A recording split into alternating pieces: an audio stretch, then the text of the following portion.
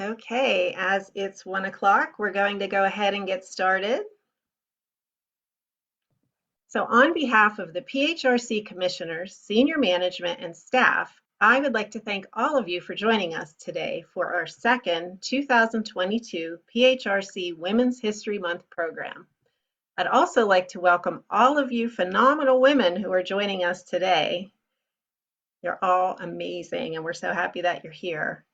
So a quick plug for our next presentation, which will be at noon next Thursday, March 24th. It's Right Sizing the Role of Law Enforcement by Jenna Menard Baker. So watch for your invitation or watch our social media posts and join us again next Thursday at noon. And that will be our final Women's History Month program. So my name is Laura Argenbright, and I'm the Director of Communications for the Pennsylvania Human Relations Commission.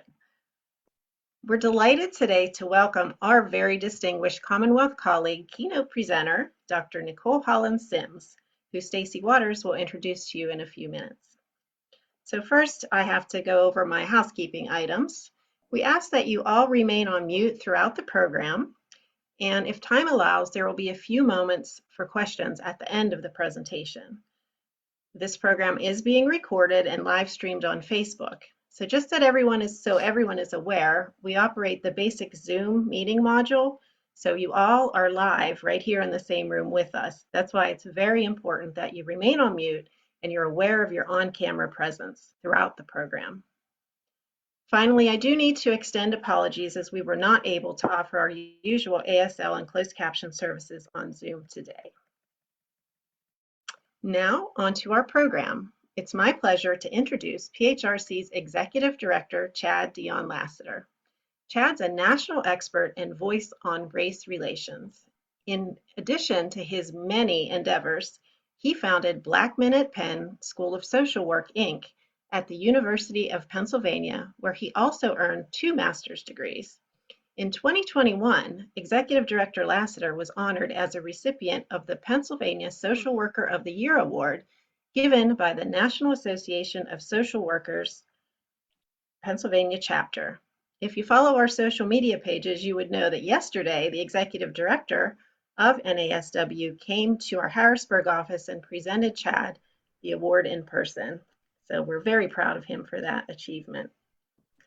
More recently, he was named to the City and State 2022 Power of Diversity Black 100 list.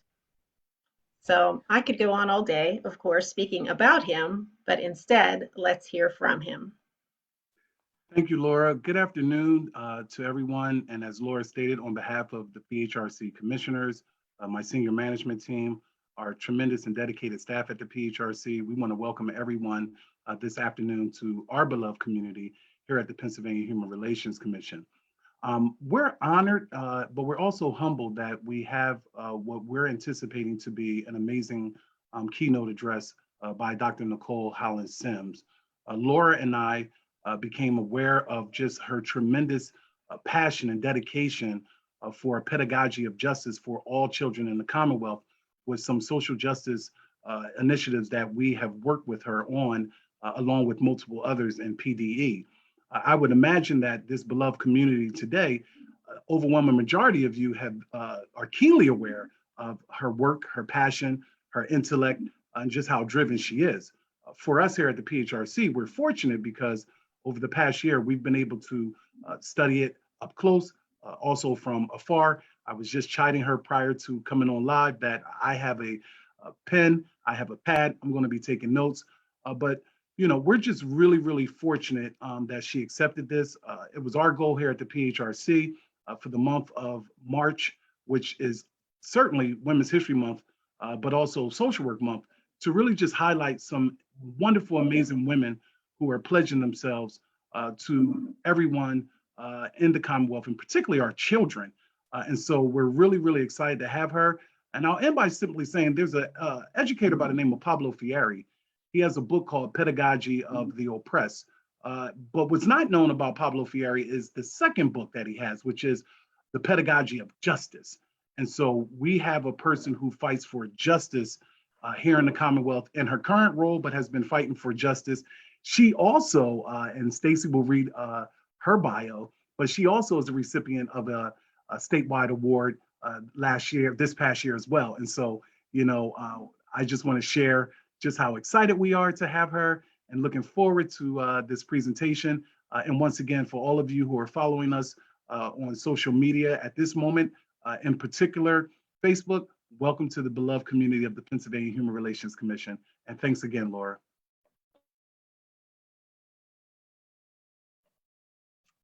Okay, you're welcome, Chad. Thank you. So now we'll go on to the best part of our program. And I will pass the mic to one of PHRC's Power Women, Stacy Waters. Stacy is one of 2 educational outreach coordinators for the Pennsylvania Human Relations Commission, and she will serve as your MC for the rest of today's program. Take it away, Stacy. Thank you, Laura. I'd like to introduce at this time Miss Asia Hightower, and she will be reciting the poem Alone. Asia. Good afternoon, everyone. Alone by Maya Angelou. Lying, thinking last night, how to find my soul a home, where water is not thirsty and bread loaf is not stone. I came up with one thing, and I don't believe I'm wrong, that nobody, but nobody can make it out here alone. Alone, all alone. Nobody, but nobody can make it out here alone. There's some millionaires with money that can't use. Their wives run round like banshees. Their children sing the blues. They've got expensive doctors to cure their hearts of stone, but nobody can make it out here alone. Alone, all alone. Nobody, but nobody can make it out here alone. Now, if you listen closely, I'll tell you what I know. Storm clouds are gathering, the wind is gonna blow. The race of man is suffering, and I can hear the moan, cause nobody, but nobody can make it out here alone. All alone. Nobody, but nobody can make it out here alone. Thank you, Asia. Can we all give Asia a virtual round of applause? Okay, so now I'd like to introduce our keynote speaker. Dr. Nicole Y. Hollins-Sims is an educational equity expert serving as the Special Assistant to the Secretary of Education at the Pennsylvania Department of Education.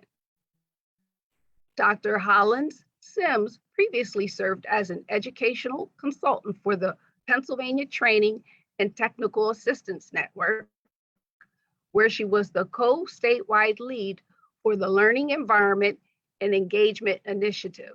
Dr. Hollins-Sims is a Pennsylvania certified school psychologist with a specific interest in social justice. Dr. Hollins-Sims has been awarded as a moral and courageous leader for education by Cabrini University in 2021, the recipient of the 2021 American Psychology Association, or APA, Anti-Racism School Psychology Emerging Professional Award, and was recently named the 2021 Pennsylvania School Psychologist of the Year. Allow me to introduce Dr. Nicole Y. Hollins-Sims. Thank you, thank you, thank you. And I'm looking in the Zoomverse and I'm seeing friends and family, and I'm trying not to get emotional because when I see them, they let me know that that's why I'm here. So I'm just very thankful for all of you that have shown up. I see your cameras. Hi, Amber. Hi, Danielle. Hi, Erica. Hi, Karen. I'm just seeing all of y'all. I love you guys. So let me go ahead and get started. Hey, Sue Banks. Okay. As you can see, I'm going to make this as interactive as I possibly can because I'm excited about the topic. I'm passionate about the topic. And I'm just thankful to PHRC and to Executive Director Lassiter for just saying, you know, Nicole, we'd love for you to come in and be the woman of the day. And so I won't let that go, that I have my day today. It's St. Patrick's Day for all that celebrate. So happy St. Patty's Day, but it's also Nicole Hollins-Sims Day. And I'm excited about that. So let me go ahead and get started. Okay. And so you all came to hear me talk about how are the children building belonging in education. And one of the things that I'm going to say right at the onset is that I am a big fan of the chat feature on Zoom. So I know Laura gave you your marching orders, which I was going to give them to you as well. If you can stay muted, that will help me tremendously because that distraction can throw me off just a little bit. So if you could stay muted, that would be great. But you can interface with me via the chat. And so part of what we'll do throughout the time that we're together is have those opportunities for you to talk to me a little bit, and I'll be able to talk to you through that way as well. But why we're here, how are the children? Building belonging in education. Belonging, right? What is that? What does that mean? And as we talk about things related to the work that I do at the Pennsylvania Department of Education, it's around equity, it's around inclusion, it's around belonging. And I have to shout out my PDE family who are joining me today. Thank you for taking time out. Thank you for the support that you give me. A special shout out to Secretary Noe Ortega for trusting me with the work of executing his vision. Shout out to Dr. Garcia. Shout out to Dr. Deb Carrera. Just thank you all for being here. All right. So who am I? That's a loaded question, but right now what I will say is my current role is Special Assistant to the Pennsylvania Secretary of Education. My primary focus is around equity, inclusion, and belonging in the Pennsylvania educational ecosystem. As you heard, I was recently named the PA School Psychologist of the Year 2021.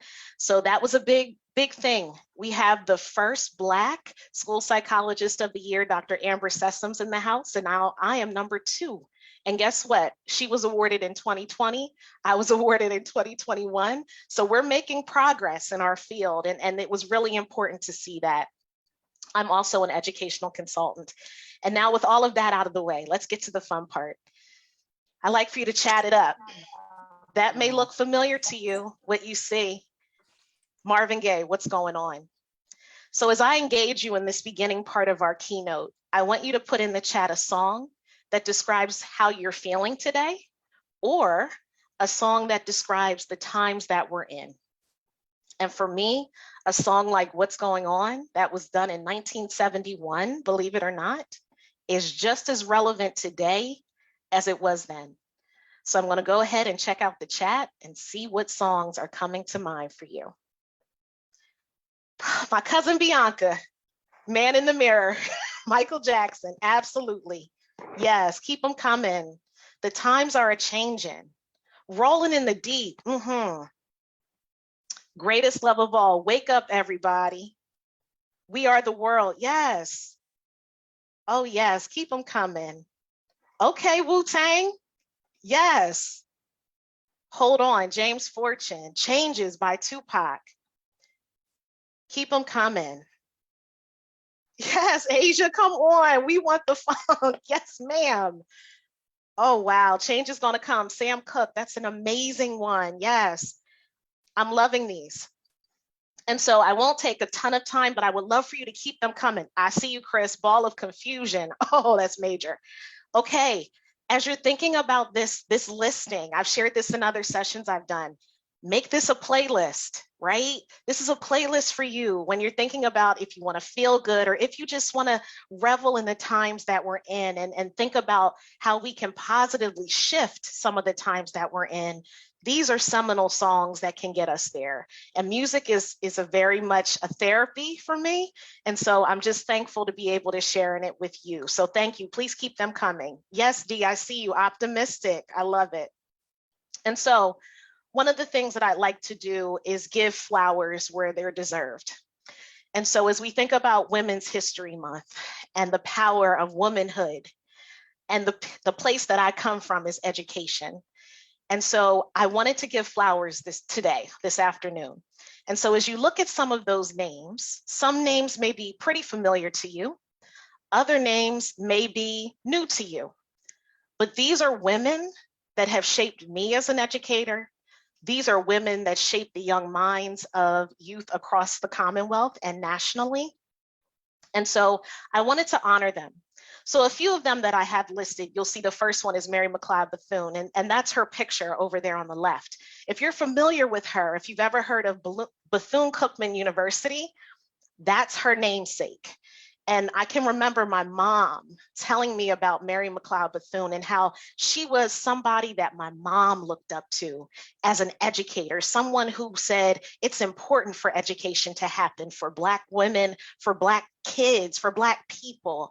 And she led so much work around that. And not only in education, but around civil rights as well. Again, there are names that you're seeing as you go through this. And again, I won't go one by one, but I have a story for each one. And that's the important part. It's the stories that we know help to shape us. So just a few to point out. For those of you in the Harrisburg area, right down the street from 333 Market Street is St. Stephen's Episcopal School. St. Stephen's is where I spent my elementary years, and Pat Cameron was the founder of that school. Pat Cameron recently departed us after 90 plus years on this earth. And I wanted to honor her and give her her flowers because she shaped foundationally who I am in my elementary time. Tony Sugart. Tony Sugart was my math teacher at CD East High School. If it wasn't for Tony Sugart, and I know there's another person in the room that can relate to this because we had class with Mrs. Sugart. She got us through math. She helped make math fun. She helped make me see that math is something that I was capable of doing. And so I want to thank her for that. Dr. Tay Wu at Millersville University. Dr. Wu was a psychology professor who said, "What do you want to do with this psychology bachelor's?" And I said, "I don't have a clue." And she said, "Well, what about school psychology?" She was the one that got me into that field. And so I thank her for that. I thank Miss Limaster for being my kindergarten teacher. I thank Alexis Wirtz for being my ride or die in Harrisburg School District. She's now a principal in Central Dauphin School District. I thank Tiffany Brown for being someone who showed me that education was possible for those of us that went to Millersville, and she's currently teaching in the School District of Philadelphia. I'm thankful for Danielle Martin, who's on the line, who was a first grade teacher and now working at Temple University and doing it big, soon to be Dr. Martin. I want to thank Dr. Deb Carrera for who she is, what she represents, and the powerhouse that she is. She has shown me so much in my short time with her at PDE, and I'm thankful for her. I have to give these last three a lot of flowers. Dr. Amira Hill Yancey, Dr. Erica McDowell, Dr. Amber Sessoms, all three of them are on this call right now. You get these flowers because you are amazing women in the equity work of education. And it's important to give folks these flowers, especially us as women, because we don't always get them.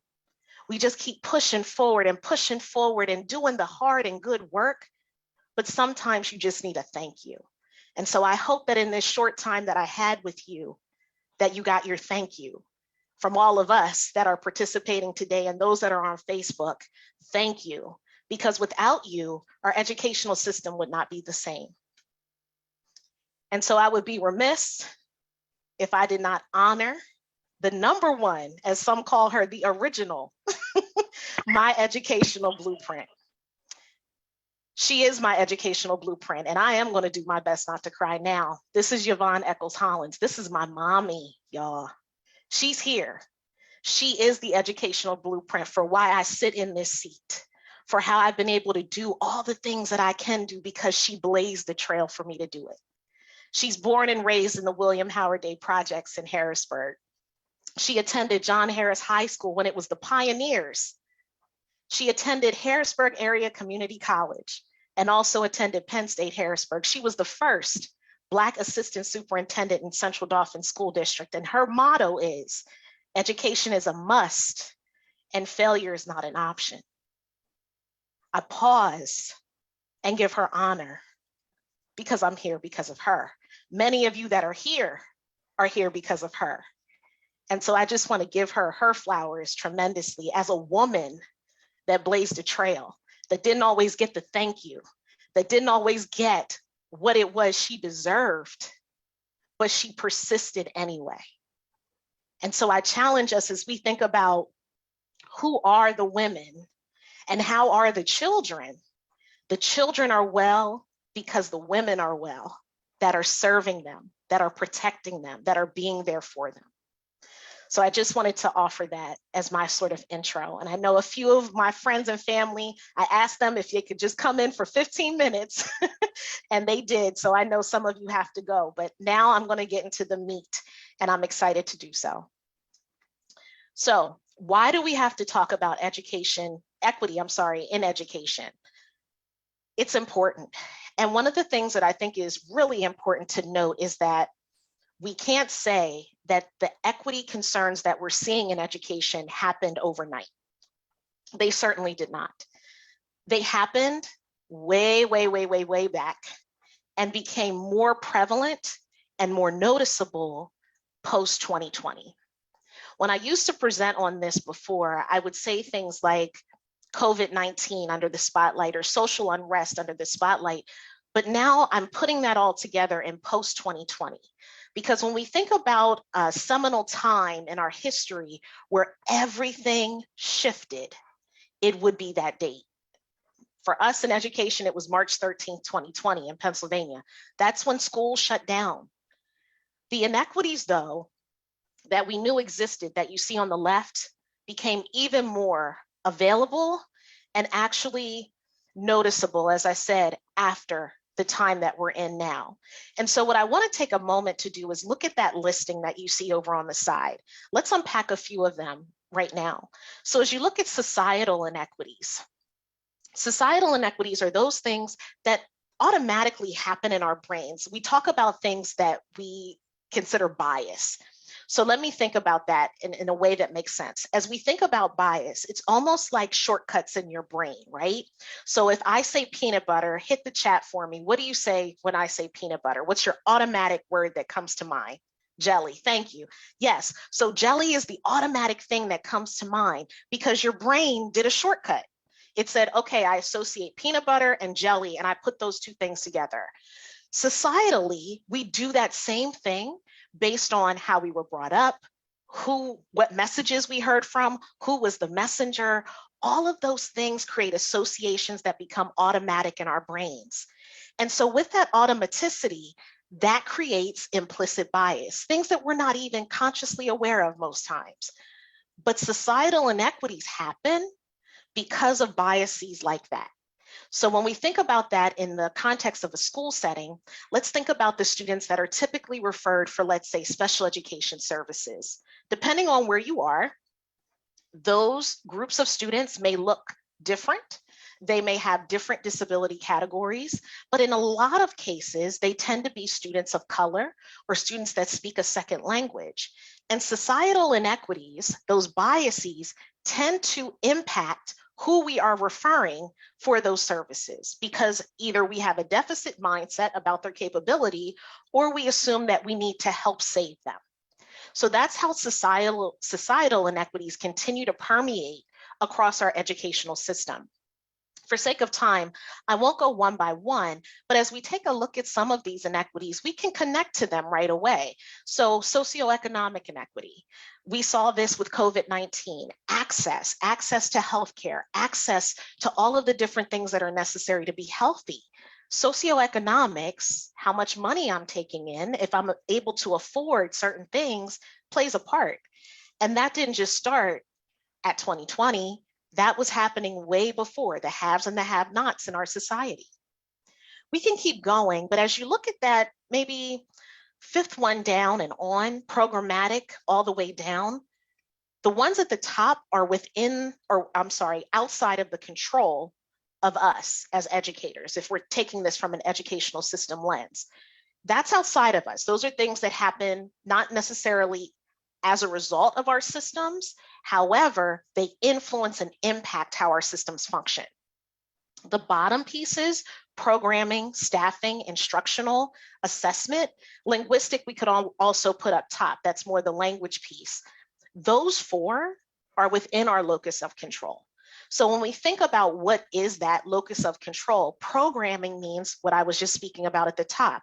Who are we placing into different tracks, for lack of a better term, special education, gifted, etc.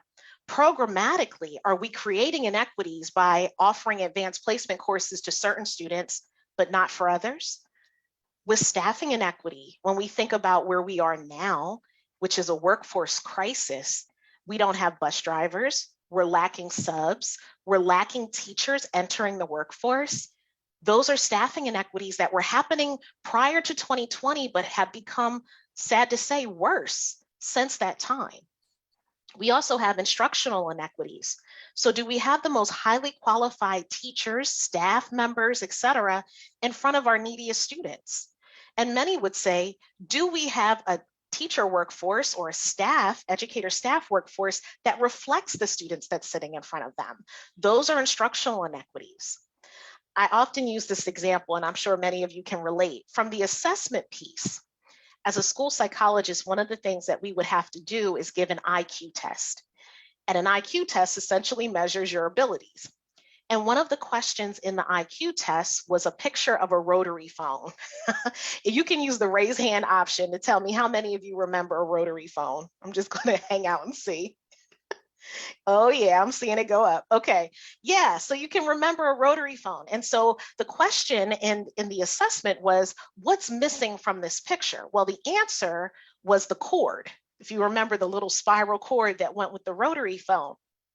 When I gave this test, and I'm going to be dating myself a little bit, this was in 2008, 2009. Kids at that time, and especially students now, have never seen a rotary phone. We talk about how a payphone is like an ancient relic.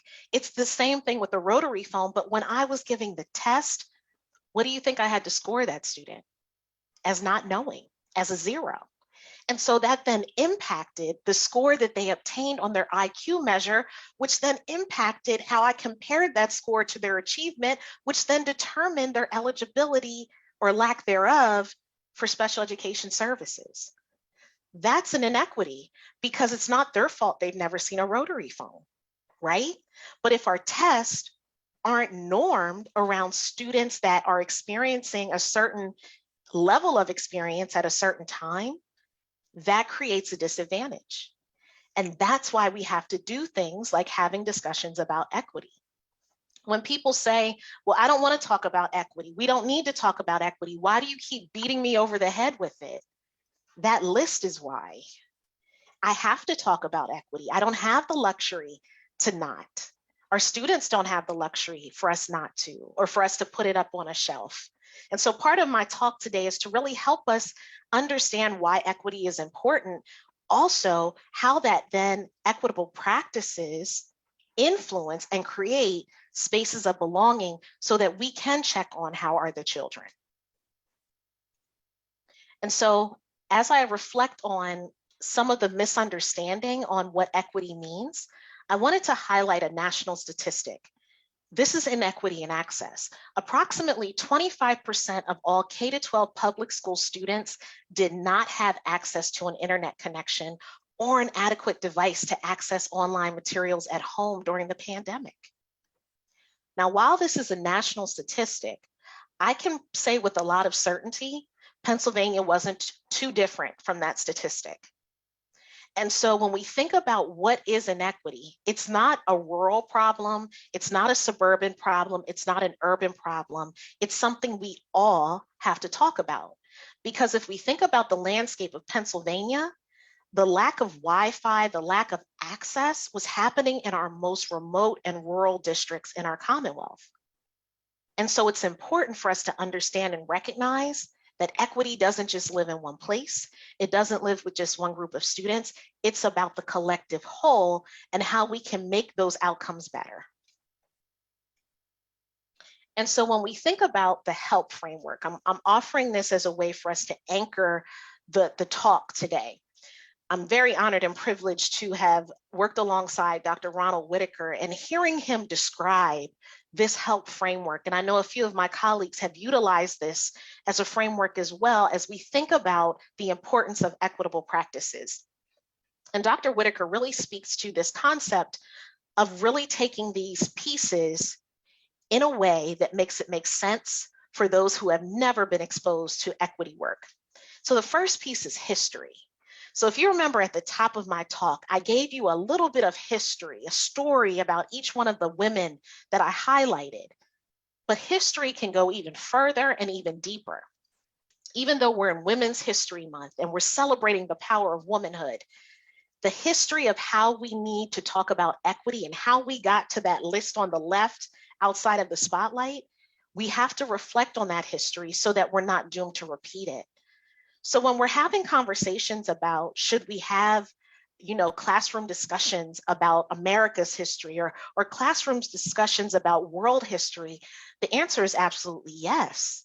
Because again, if we don't have those dialogues, if we don't have those conversations, we're running the risk of dooming ourselves to a repeated history. And so that H is pivotal. And it has to come first. It has to be the impetus for us to then move to what is the difference between equality and equity? That's the E in the HELP framework. So as you take a look at that picture, which again, that picture has been, there's many iterations of that picture. But what I want to highlight here is that so many people will say, well, can't we just do everything equally? Well, if you look at that, what does equal really provide? All of us get the same thing, but some of us have varying levels of need or strength that doesn't allow us to access, keyword, access what we need to be successful. Whereas equity on the other side gives you varying levels of support so that you have access to the same opportunities. That's the distinction that needs to happen with the context of understanding how we even got to this place. The next piece is L for love. And when we think about love, it's not having, I love you conversations, but rather, what are the relationships like? How are we interacting with each other? Are we approaching this from a space of love and care? And that's the part that sometimes gets lost in the E versus E debate. Where's the L? And so one of the things I'm going to do today is talk about that L part in the context of belonging, because that is where we can see that manifested. And then lastly is the P, pedagogies and practices. And so if we look at that, what Dr. Whitaker has said and shared is that most times in schools and in districts, the pedagogy and practice part is where we want to get to quickly. And later on in the talk, I'll talk about Dina Simmons and what she says about that. But we can't get there unless we do the H, the E, and the L. We have to follow that framework in order for the pedagogy and practices to sustain themselves and to actually have the impact we're looking for. One thing that I've learned, and I know my colleagues on the call have learned too, is we can't simply do a checkbox when it comes to this work. It's too introspective, it's too personal that we have to be intentional about everything that we do. And so remember I said H was really important, right? So the H for me, as I look at historical context, is how did we get here? The great book, Cultural Proficiency for School Leadership, is so important. It's a book that really offers additional frameworks to consider as we're looking at the equity work in education. So prior to the 1950s, we had segregation. One of the things that we know happened in the 1950s was Brown versus the Board of Education.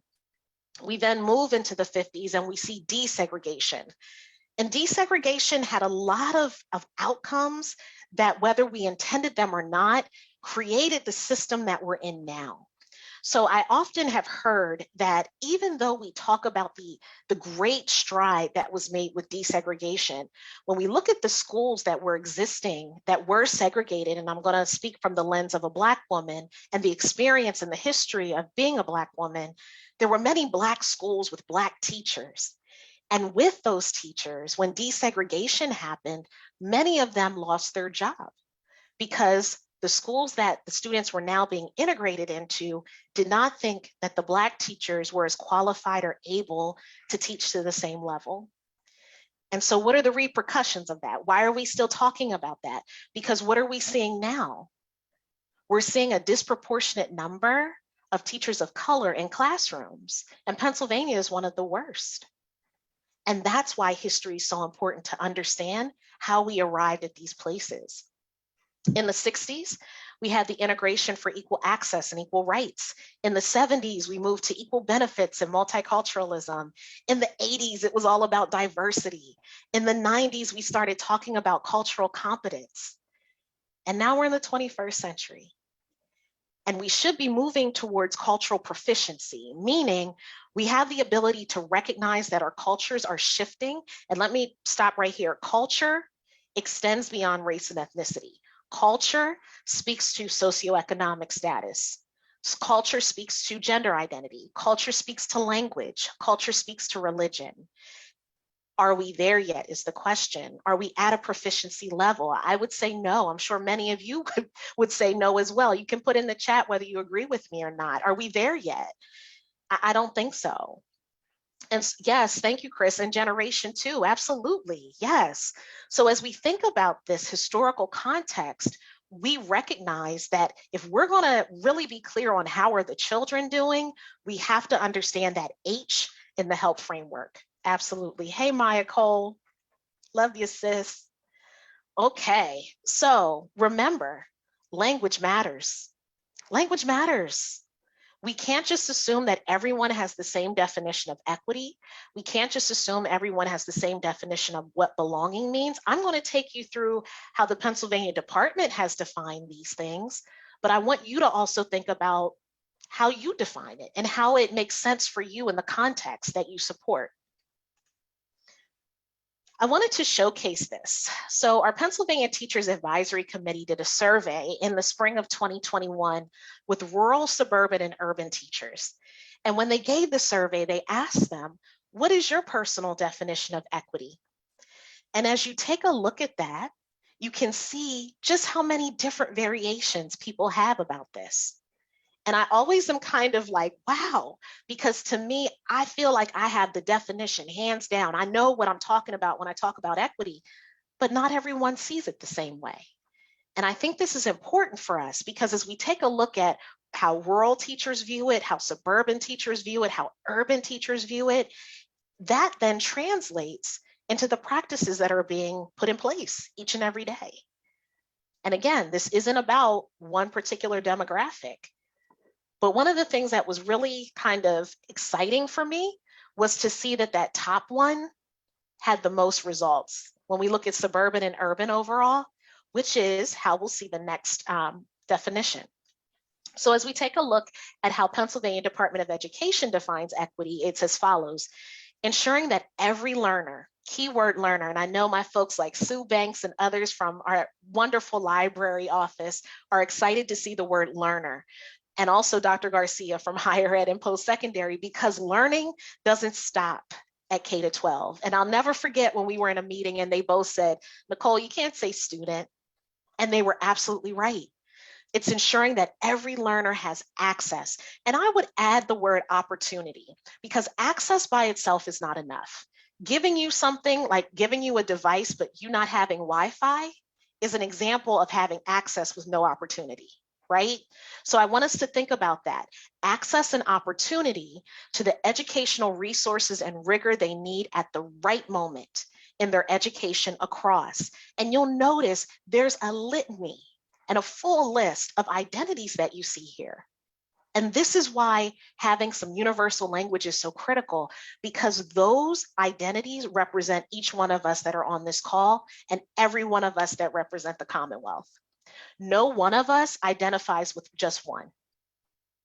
And so when we talk about why we have to talk about equity and people go, oh, that's just race. It's so much bigger. It's so much more. It covers so much more territory. Race is important to highlight and to cover in the context of what we're describing. But I want us not to get so bent on this just being about one piece. And so again, just keeping in context that definition and referring back to it. So what is inclusion? And in my work, what I find is either it's DEI, diversity, equity, inclusion, or in our case, equity, inclusion, and belonging. Inclusion is often the one that gets skipped over. And so I want to take a moment and spend some time here. The I, inclusion is defined as engagement within a community where the equal worth and inherent dignity of each person is honored. It's honored. Each of us is born with dignity, each of us. And so I may not agree with what you say. I may not understand where you're coming from, but I can be okay with honoring your humanness, your humanity, because we all have that. And if we all have that, then an inclusive community promotes and sustains that sense of belonging. So I didn't want to just kind of skip over the I, because the I is critical. And so you may say, well, what does that mean when you talk about, inherent human dignity and honoring dignity and self-worth? I want us to just be clear that as we talk about inclusion, diversity is not enough, as you'll see in that second bullet. Diversity is important. Please don't get me wrong. Diversity can really jumpstart a lot of this work, but it's not enough, because as we think about diversity, we're looking at someone and saying, okay, you're a woman, so we'll bring the woman in to bring diversity, or we'll bring in someone with a different religion to bring in diversity, or a different ethnicity to bring in diversity. And there's a very big difference between what's called identity diversity and cognitive diversity. Both are necessary for real inclusion. And so you may say, well, help me understand where you're going with this. So let me just give the respect and honor where it's due. If you've not yet read the book, Belonging Through a Culture of Dignity by Floyd Cobb and John Cronapple, I highly recommend it. It was a game changer for me in how I approached this work. And one of the things they did was spent time in this I piece, this inclusion piece. And so when we think of identity diversity are the examples I just gave. They're how you look at face value, how people can see you and then place you in a category to be diverse. The difference is cognitive diversity is about your perspective, your way of life, how you view the world, et cetera. So as we take a look at that, I'll share a brief example. One of the school districts out in the eastern part of the state has a student-led equity team. And as the team was meeting, the superintendent brought these students together and said, I want you to be the spokespeople for the district on how we can do equity better. And as they were having conversations, these are the students now, they said, you know what? I feel like we're in an echo chamber. We're all talking the same thing. We all feel the same way about certain things. And if we're really doing this work, don't you think we should have people who don't share our same perspectives? And in this case, and again, this is an example, they said we need more of a conservative voice at this table with us so that we're not putting someone or a group of students on the outside when we're really trying to be equitable in what we're trying to promote as a district. That's an example of cognitive diversity. Being able to have those authentic, honest, and civil dialogues is critical for real inclusion. That may be hard for some of us to hear when people are saying things that we don't inherently agree with, but it goes back to that honoring the human dignity. And that's why it's a difference between diversity and inclusion. So what is belonging? As we think about belonging and how we get there, it's not easy. It's not something that is just a snap of the finger. It takes all of these pieces for us to get to that place. So what is belonging? It's experiencing appreciation, validation, acceptance, and fair treatment within an environment. When people feel, and I always pause at this sentence, for those that have seen me present, I have to pause here. When people feel that they belong, they aren't distracted and worried about being treated as a stereotype or a singular part of their multidimensional personhood. So remember that definition of equity where there was a ton of different identities that were listed? That is what we mean by multidimensional personhood. I'm made up of so many different people, not people, so many different identities that make me who I am. That multidimensional personhood is what makes me me. It's what makes you you. And it's good, it's important. But this sentence is powerful because if I have to spend time in every space that I walk into, consumed by whether or not people are viewing me in a certain way, stereotypically, or only seeing one part of me, and I can't show up authentically, I'm not experiencing true belonging. Because at some point, I'm shedding parts of me in order to fit in. And that's not what we want for young people. It's not what we want for ourselves. And so the goal is to really create that space. And again, I don't want to sound like it's a snap of the finger, that it just happens automatically. It doesn't. It has to be something that's intentionally walked into, intentionally thought about. And so that appreciation, validation, acceptance, and fair treatment is critical. And so let me move on, because I think as we talk about this, I'm seeing the chat light up, the value of belonging. So I want you, while you're kind of processing this, to reflect and describe a time you felt the need to change or hide something about yourself, to conform or to achieve something in order to gain acceptance or feel good about yourself. And if you personally can't think of something, think of someone else who you may have heard had that experience, or even a youth that you know has had that experience. And as you're thinking about that, thank you, Dee. Thank you. Too many times to mention. Yeah, these are things that for some of us is a constant. For others of us, it may happen every now and then, depending on the situation, but it can be like that. It can truly be like that. And I appreciate the vulnerability in the chat. Thank you. Thank you for that. Yeah. And so one of the things that I want to highlight in what you see at the bottom of that reflection is that belonging is just as important as that access. Remember I said, let's add opportunity to that definition of equity. Belonging is just as important as giving me access to something, bringing me to the table, which sounds kind of rough, right? That I have to get invited to the table. Belonging should give me a seat that I shouldn't have to ask for. Belonging creates that. What is belonging uncertainty? This is a concept that I thought was really, really critical. And again, this book was a game changer. So I'm pulling it directly from that. When you think of belonging uncertainty, I'm going to give an example. So I just saw Danielle's name. Danielle and I, we've been friends since high school. So that's been a long time. I'm not going to age us, Danielle. But imagine if Danielle had a dinner party and she invited me to that dinner party, but didn't give me, like, you know how we are, dress is casual or dress is formal or it's black tie. Let's say she didn't give me any of that. And I show up to the party in a full length gown. Now I've done that in college. We aren't going to talk about that. But I used to show up to parties decked out. And I didn't realize until people were kind of looking or kind of whispering, I felt out of place. And I started to notice people noticing me and that I stood out as different. That's an example of belonging uncertainty.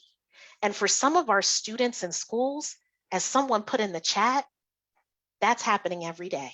That's constant every day. Some of us in the workplace put that in the chat. That's happening every day.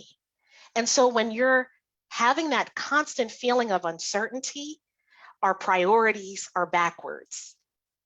Because if you expect me to achieve, but I don't feel that I belong or connect, it's going to be hard for me to be committed and connected to school, committed and connected to doing well. Achieving to belong, that's the backwards priorities in our educational system. And that's what the book says. That's not what Nicole says. I agree with it. But the book highlights nationally that our priorities are out of order because we haven't put belonging where it belongs. So shout out to Dr. Tanya Garcia, who created this slide, and we've been using it as we talk across the Commonwealth at every level of education about belonging. And so what happens when you see that backwards priority is we're sacrificing belonging for access. And so as you take a look at Maslow's hierarchy of needs, and the book also talks about this, often we think of that in a pyramid or a triangle, and they say, no. Think about it as a staircase where people can move up and down depending on the situation they're in. In reality, belonging is not where it belongs. So physiologically, this is food, shelter, clothing, safety, that I feel safe where I am, whether that's physically, psychologically, emotionally, that I then achieve because I have those two pieces. And then belonging, if that happens, okay. And then that takes me to self-actualization. That's what typically happens. This is how it should look. Putting belonging where it belongs. So as we think about physiological, food, shelter, physical safety, emotional safety comes through belonging. which then allows me to achieve, which then gets me to self-actualization. Again, not a snap of a finger, but this is ideal. This is what we should be seeing. So, for sake of time, I'm not going to go through this activity, but what we typically do when training around this work is what's called the social identity wheel. And I think someone may have put it in the chat about shedding pieces of who we are in order to belong. Take a look at some of the bubbles that you see there and think about which ones you're willing to give away right away, or which ones have you been forced to give away that you didn't think you'd have to. Again, for our students, some of them are asked to give away these things on a consistent and constant basis. And after a while, that feeling of belonging continues to diminish, that feeling of connection continues to diminish. And what we see are outcomes that lead to, for lack of a better word, dropout. In 2017, Pennsylvania data said that the #1 reason when asking students why they dropped out of school, the #1 answer was, I don't like school. Broad answer. But as we take a look and drill down some of that response, that speaks to connectedness.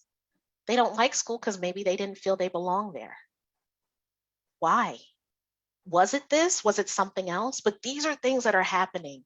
And some of our colleagues in the chat have said it's happening even in the workplace. So what can we do? One of the things that I like from Wisconsin, I always say I wish that I had thought of this before Wisconsin, so Pennsylvania could have claimed credit for it. But Wisconsin developed this strategy, will, fill, and skill. This is culturally responsive practice. And again, I want you to expand your thought when you think about culture. We're not just talking about race, ethnicity now, we're expanding that. But we have to start with the willingness. So what is the coalition of the willing? Who are the people that are on your team that have a desire to do something different, to create that full space of belonging? It starts with becoming self-aware, with recognizing some of those shortcuts in our brain that we know are taking place, and not only individual self-awareness, but systemic self-awareness. How does our system connect? How does our system respond to difference? That's an awareness, which then leads to the examination of the system's impact on families and students. Now, what often happens is we move from the coalition of the willing, that yellow, to the green, will to skill, move, that checkbox, right? In education, that's what we do. Remember, Dr. Whitaker, we go from, okay, let's move, pedagogy and practices. We have to take pause. Before we can get to the application, what Wisconsin recommends, and I agree, is to use fill. And you may say, well, what does that mean? That means taking pause and checking some of our thoughts. Beliefs are understandings and our knowledge. So believing all students will learn, understanding we all have unique identities and worldviews, knowing the communities that we serve. That's called cultural humility, folks. And I love that term, because what that says is, I'm not going to always get it right. I'm going to make mistakes. I'm going to say the wrong thing. I have mispronounced people before, and I see them on this call right now, and I can remember apologizing because I needed to be humble enough to do so. It's important. That's cultural humility. I'm not always going to get it right. You all are not always going to get it right, but the humility that comes with willingness to learn is tremendous. That's the gaining of cultural knowledge.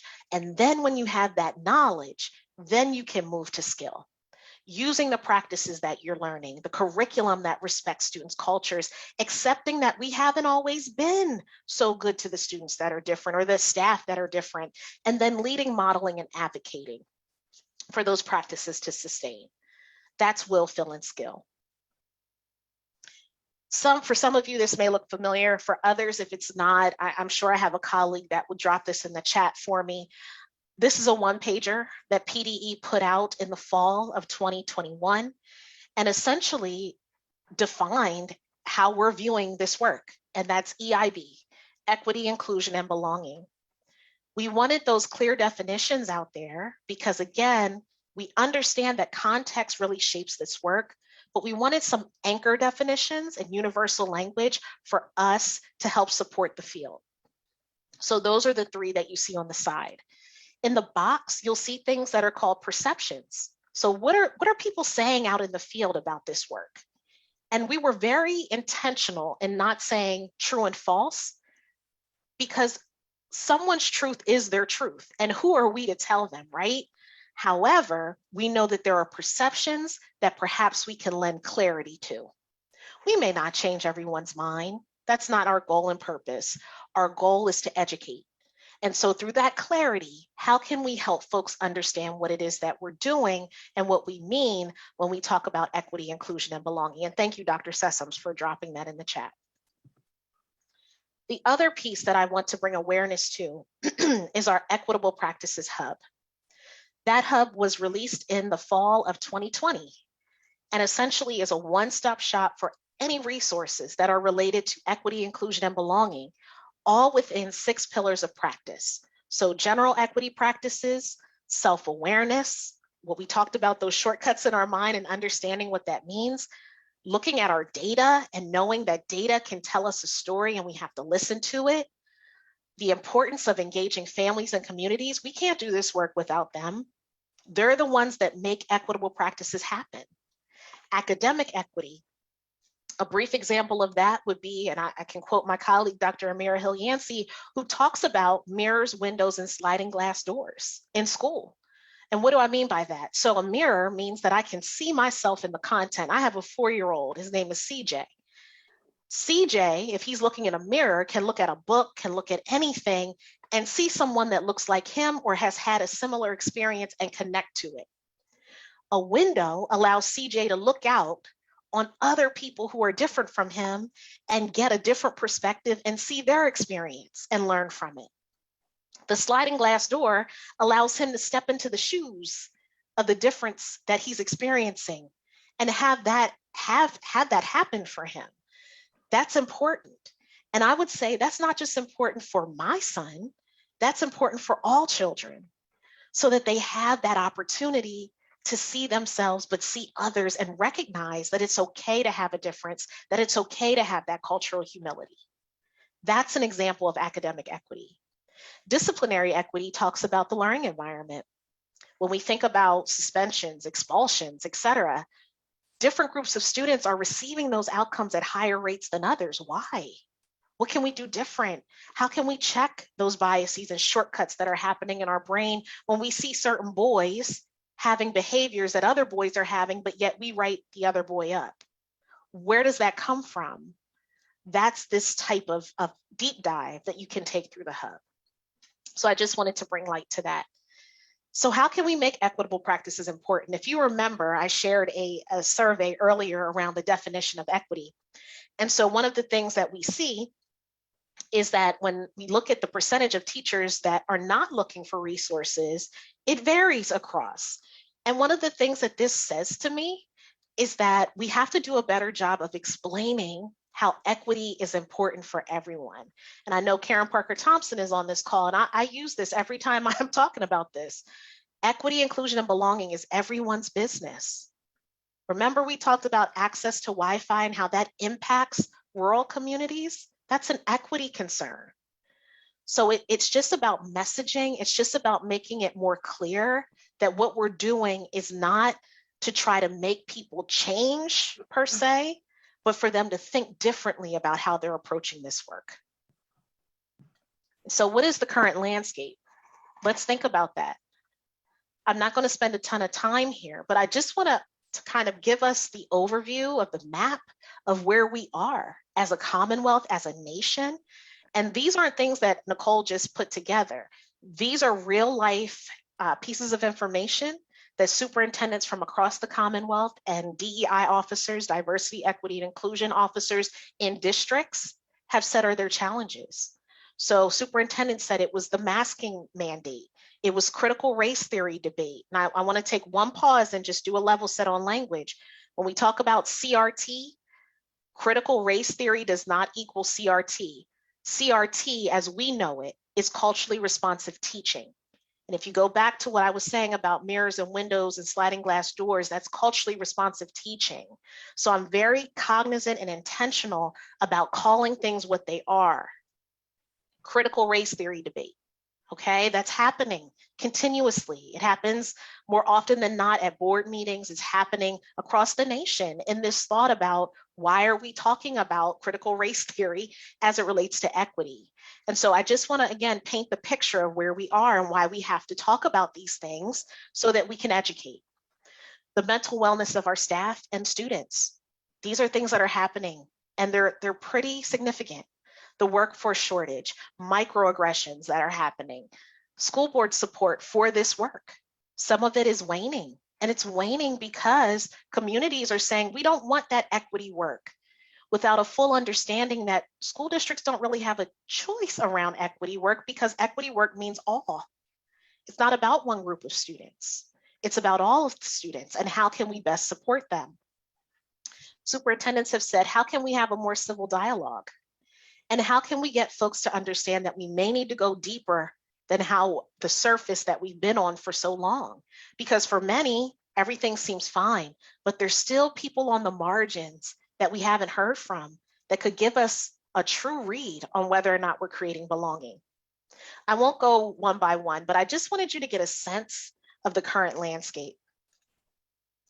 And so one of the things that I hear quite often is, yeah, that equity work, but COVID. We can't do that because COVID. Let me unpack that for you for a moment. COVID is an equity issue. So I just want to pause there and say, COVID is an equity issue. Health equity, access to healthcare, et cetera, connectivity, as we've talked about, socioeconomics, mental wellness, education and learning, all are interconnected. And so when people say, well, we can't talk about that equity stuff because it's COVID and we're in the middle of COVID, I just want to reiterate that COVID-19 is not separate from equity. It's something we have to consider in tandem. If I could ask everyone to mute, that would be great. Okay. Remember I said earlier that I would talk about Dina Simmons.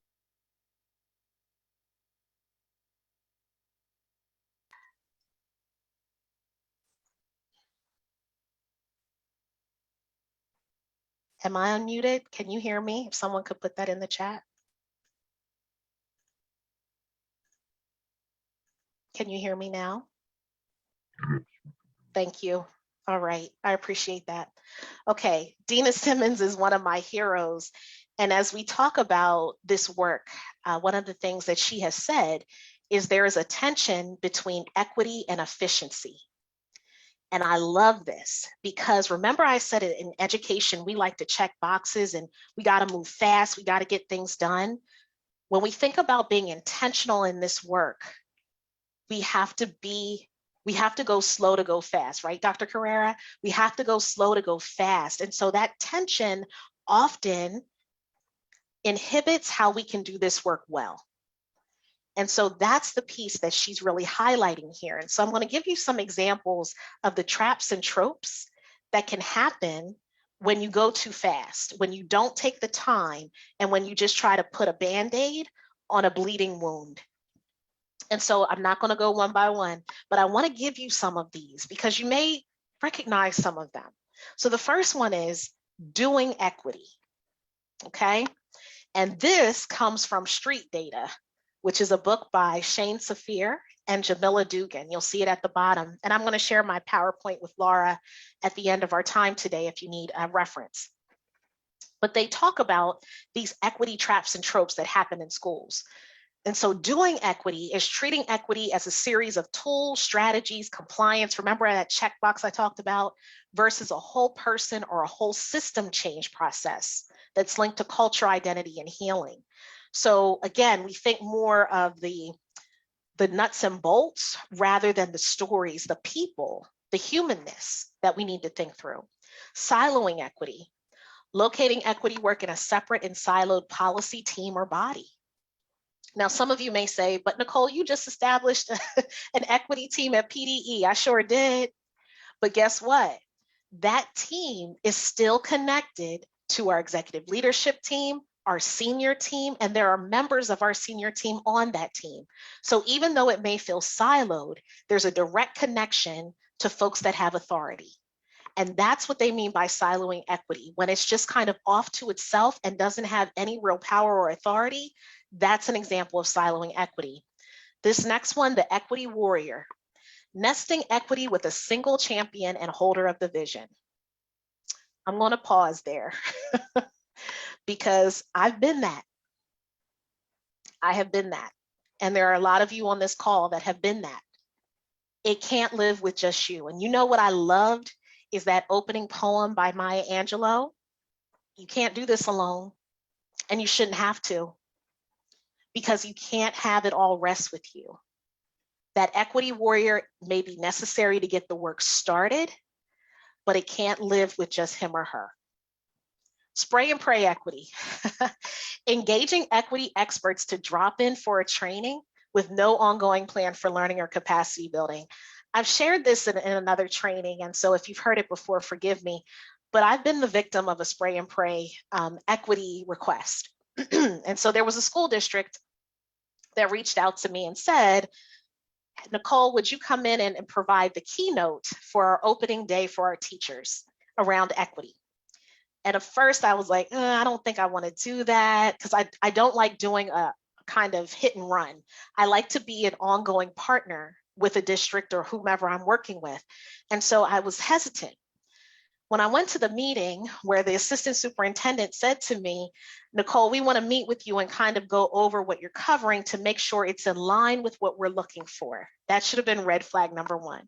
Okay, so I go in, I have the meeting, and as they're talking, the assistant superintendent says to me, you know, we recognize that we've brought in the cliche Black chick to talk about equity.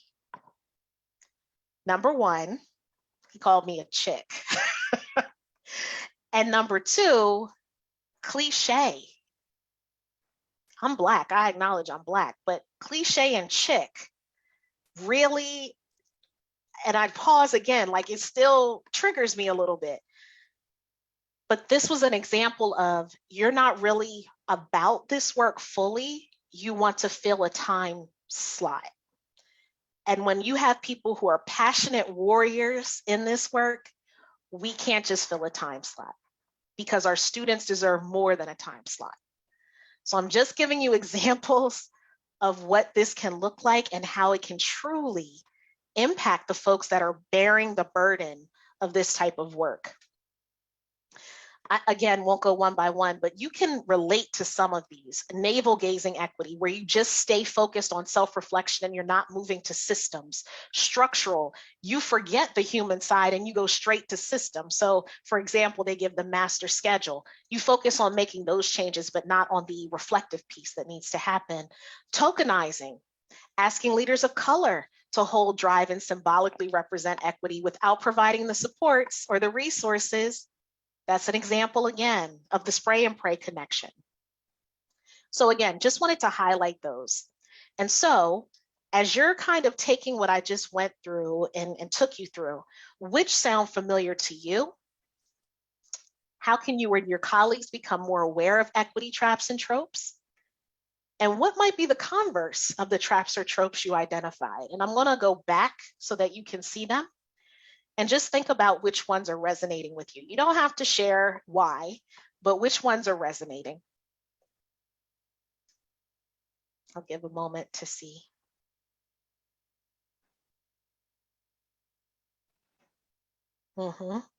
Doing equity, yep, hear it all too often. What else? Thanks, Sue. Yep, structural equity. Yep, just focusing on systems and not around the human part. Navel gazing. Okay. Spray and pray.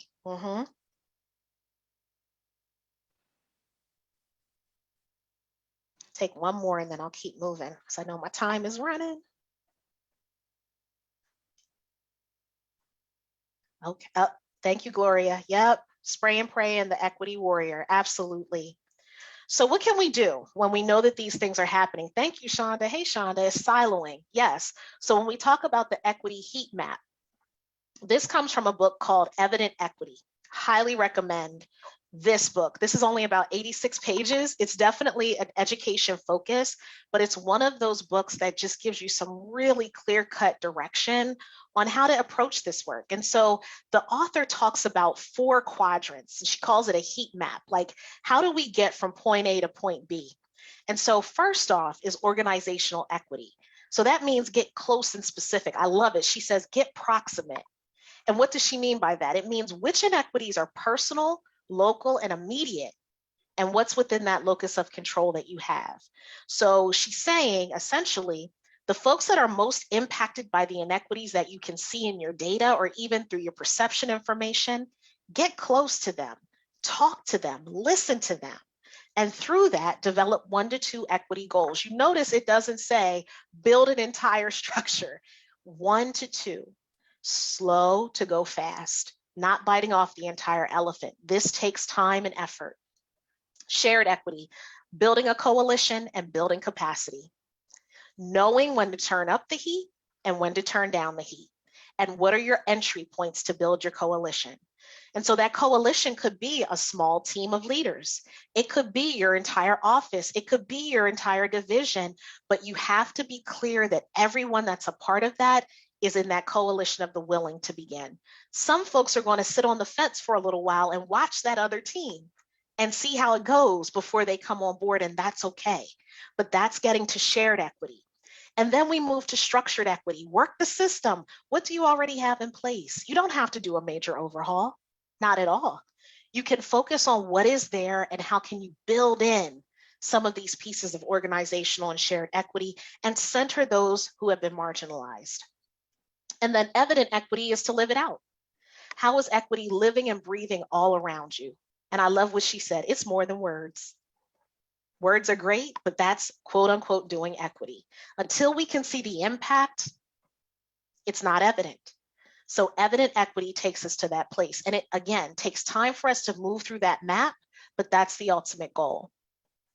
So for sake of time, I'm not going to have us do this piece, but I do want to do a pit stop. How are the children? Remember, that was the title. That's why you're here today. What are they saying? What do they need?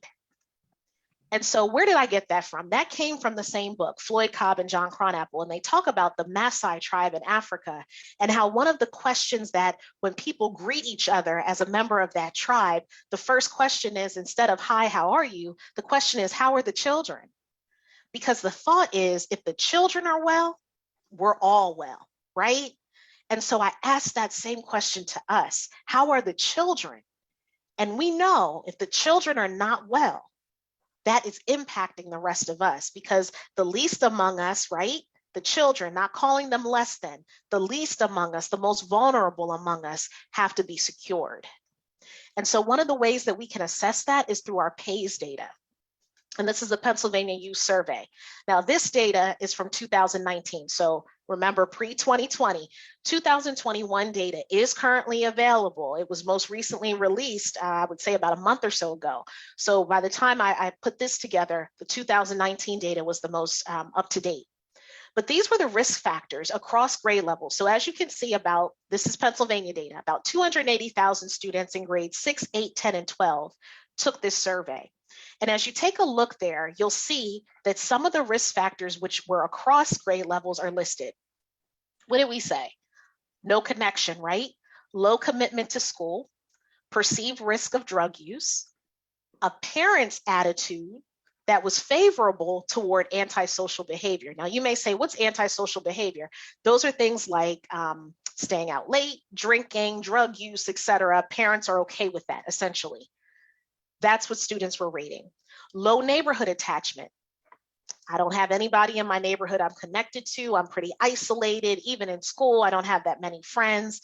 And then depressive symptoms, rather.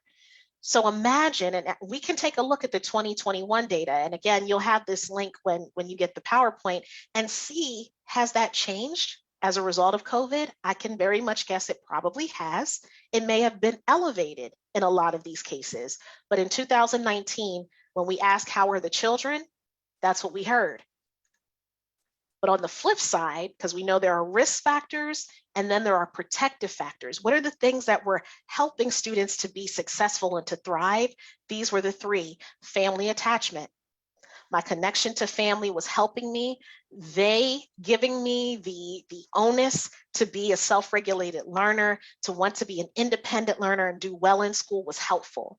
Pro-social involvement, so being a part of the band, being a part of an extracurricular activity, those were protective factors. And then getting rewards for that pro-social involvement was also a protective factor. So even though we start off with the negative, what are some things that have been supportive for you? And those are the things that we can connect to support students across the trajectory of these grade spans and beyond.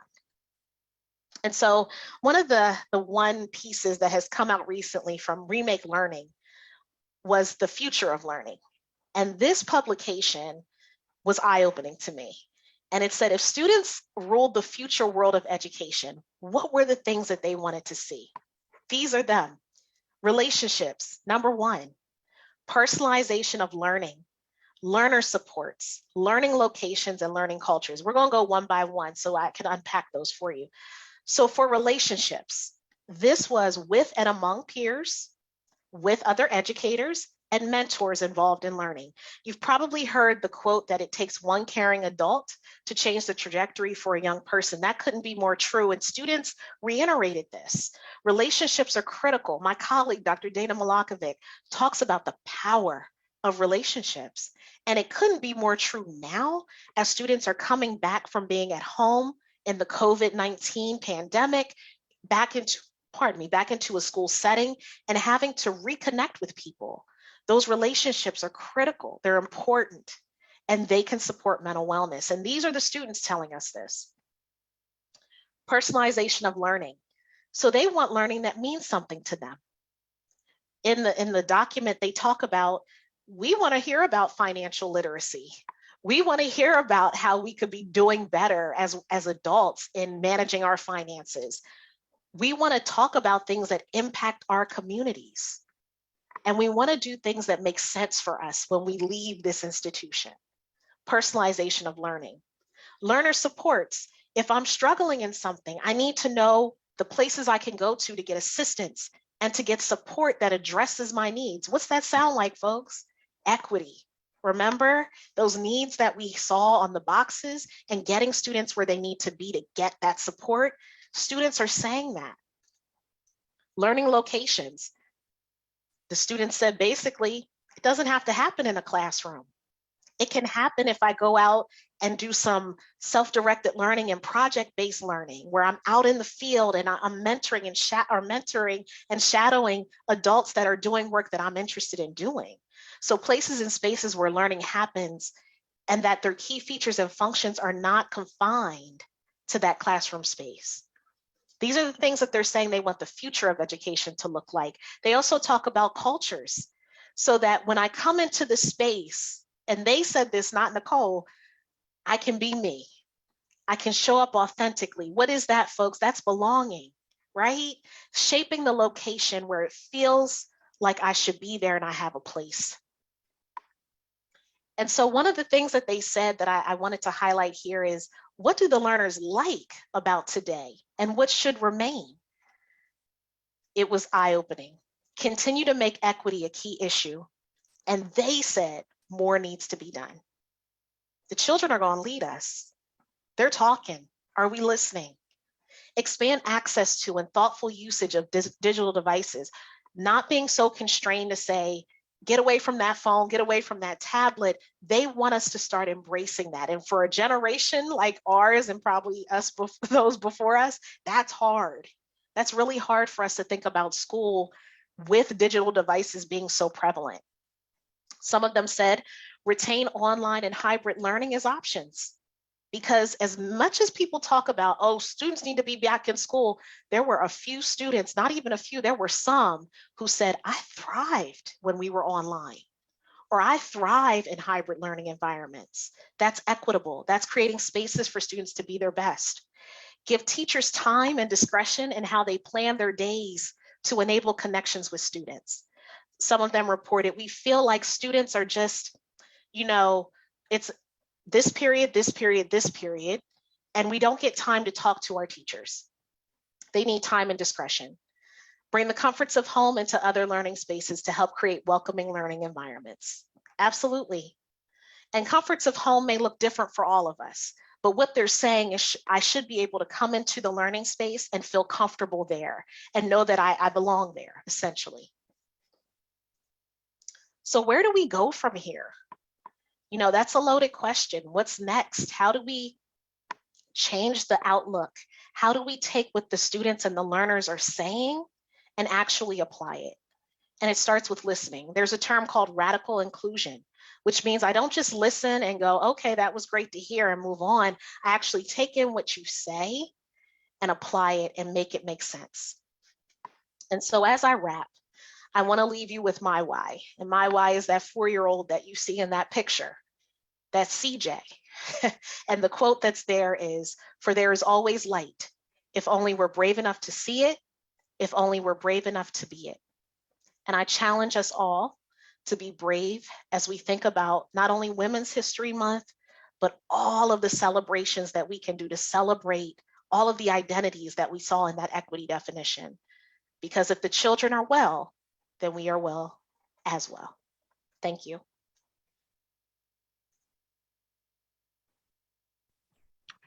Thank you so much, Dr. Hollins-Sims. There were a lot of great comments, but I wanted to highlight Susan Estrella's comment. She had written, assuming people of color should do the work was not a good approach. And I think we all agree with that. And I just wanted to share, I had a conversation with an activist who is a white female in Van Dyke, who worked here and does a lot of great work in Pennsylvania, throughout Pennsylvania, advancing, equity. And she said that other white people, herself included, they need to address people, call out other white people, other people in the majority when they observe them doing things, engaging in behavior that they shouldn't. And I just think that that's powerful. I think that's a lot different than someone greeting you or addressing you as a cliche, or some of the things that I've gotten when I've done DEI work and telling me that I would not be taken seriously if I did it myself as a Black female. So I think it's different to have white people who are willing to aid versus, kind of come from a position of power and say, you can't do this on your own. The only question that I saw, and I think we already know the answer to this, is would school choice be a solution to the problem? So if you will, you can address that and then we'll wrap. So I think one of the things to keep in mind is that every parent has choice to decide what they'd like to do with their child's education. It's not for me to say whether or not school choice is better or worse. But what I would say is that I would want every school, no matter what choice the parent makes, to be a place where their child has a space of belonging. And so I think that's the best way for me to respond to that, because that's not something that's in my wheelhouse for determining, but it is something that I think no matter where you go, every child deserves. So we want to once again, thank you, Stacy. We want to once again thank you for a stellar presentation. And I want to leave us all with an African proverb that articulates the following. It takes and we've often heard it, that it takes a healthy village. I mean, it takes a village to raise a child. It actually takes a healthy village to raise a healthy child. And what Dr. Hollins-Sims presented for us today is those antecedents, those protective factors, those multi-layered identities that can have us get to a level where we make the villages healthy. The adults have to get healthy. And a lot of adults have a lot of trauma that has gone unacknowledged, that has gone undiagnosed, and not trauma that they came into the context saying, well, I just want to be a traumatized person. And so what we need to do is get the villages healthy by starting with the adults. And also, once we do that, it funnels into our children and in our communities. Dr. Hollins-Sims, thank you so very much. Everyone is in the chat saying nothing but glowing remarks, and everyone wants the presentation. I'm back in the classroom now. I'm back at the Frederick Douglass Institute at Westchester University teaching on Monday. I'm going to come to you because I could use a lot of pedagogy that you've been sharing. And I say that simply because those of you who are going to use the PowerPoint, you have to give credit to where you're getting the data from. That's just, ownership, academia 101. So we're going to get your data. You're going to send it to Laura and myself. But if you're going to use it, cite where you got it from. Cite where you got it from. But once again, we want to be a better commission because we would have interacted with individuals like you and multiple others. And Stacy, we're looking forward to one that Stacy is going to be doing. Our very own Stacy Waters is going to be talking about the importance of historical Black colleges and universities. So we want everyone in this beloved community, as you get off, to be prepared for what Laura shared, which is our next Women's History Month event, but also look forward to what Stacy Waters and others are going to prepare, because Black colleges have always mattered. Dr. Hollins-Sims, once again, bless you and thank you so very much. Thank you so much. This has been an amazing opportunity, and I'm just honored and privileged to have had this chance to be with all of you. Thank you. It was phenomenal.